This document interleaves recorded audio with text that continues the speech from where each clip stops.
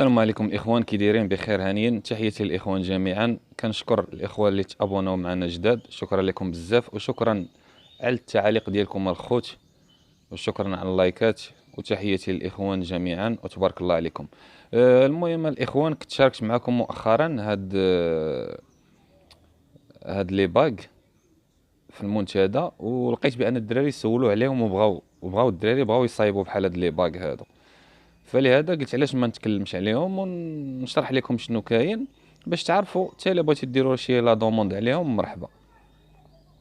بالنسبه لهاد لي باغا الخوت، يعني مزيانين، يعني كدير الاسم ديالك مزيان. هانتوما كما كتلاحظوا معايا هنايا، يعني كتلقى عالمي مع الطيور، ودير رقم الهاتف زائد الاسم ديالي.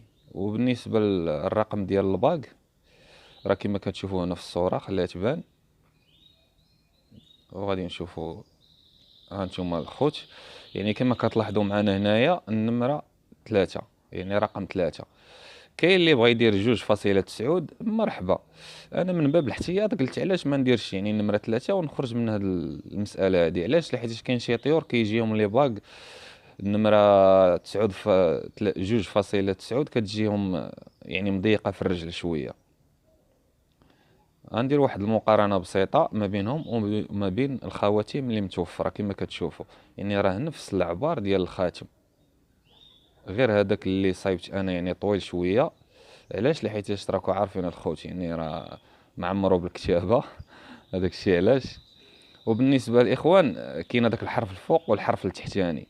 اللي بغى يتجنب هاد المساله هذه، راه السيد مي غدير لا دوموند عنده غتقول ليه ما بغيتش هذاك الحرف يكون الباق طويل، يعني الباق يجي قصير بحال البيقه اللي كيتباعوا، راه ممكن فهمتي. غدير رقم الهاتف والاسم فقط، يعني الاسم يكون مختصر، وغادي يجي ان شاء الله مزيان حتى هو ومخير، وتيجي في الرجل طايح مزيان. فلهذا الخوت انا نخلي لكم الرقم ديال الصديق عز الدين، اللي بغا يدير لا دوموند عنده. بالنسبه للبيقان 4 دراهم، يعني 4 دراهم هاد الخواتيم هادو اللي كتصايب.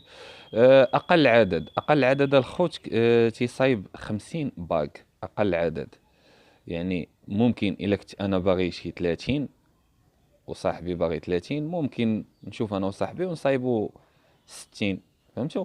يعني هذا حل من الحلول انا اقترحته على الاصدقاء وصافي.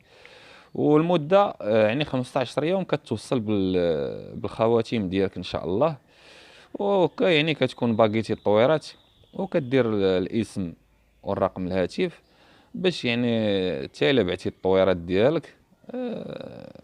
كما تنقولوا كدير جهد الاشهار لراسك. غا هو الاخوان، ضروري تكون السلاله نقيه باش الانسان تيلا خرج وتواصل معاه، اللي تقدم من عنده ولا اللي تقدم من عند داك اللي تقدم من عنده.